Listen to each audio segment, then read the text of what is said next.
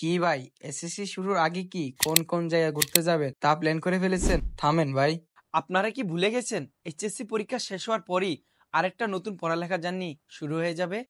হ্যাঁ ভাই, আমি অ্যাডমিশন পরীক্ষার কথাই বলছি। অ্যাডমিশন পরীক্ষার জন্য সময় অনেক কম থাকে, আর আপনার যদি টার্গেট বিইউপি হয় তাহলে তো আপনার হাতে 3 মাসও ঠিক মতন থাকে না। এবং বইয়ের কথা বললে শুধুমাত্র ইংলিশের জন্যই আপনার এক গাদি বই পড়তে হবে, তার সাথে ম্যাথ, বাংলা, জিকে তো আছে। কি ভাই, ভয় পেয়ে গেলেন? ভয় পেয়েন না, আপনাদের এক গাদি বই পড়া লাগবে না।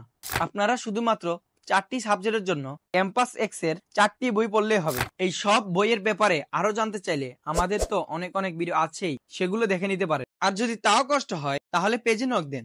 শুধু বইয়ের ব্যাপারে না, এডমিশনের জন্য সব ইনফরমেশন জানিয়ে দেওয়া হবে। যাক, বইয়ের টেনশন তো শেষ, কিন্তু আবার ভাবতাছেন এসব বইয়ের টপিক শেষ করা এন্ড বুঝা একা একা অনেক কঠিন, কারণ আমাদের কাছে তো কোনো গাইডলাইনও নাই।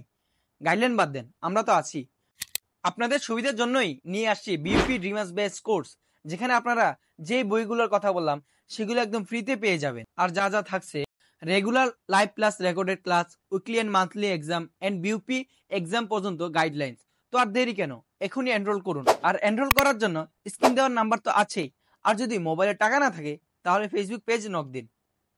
ধন্যবাদ।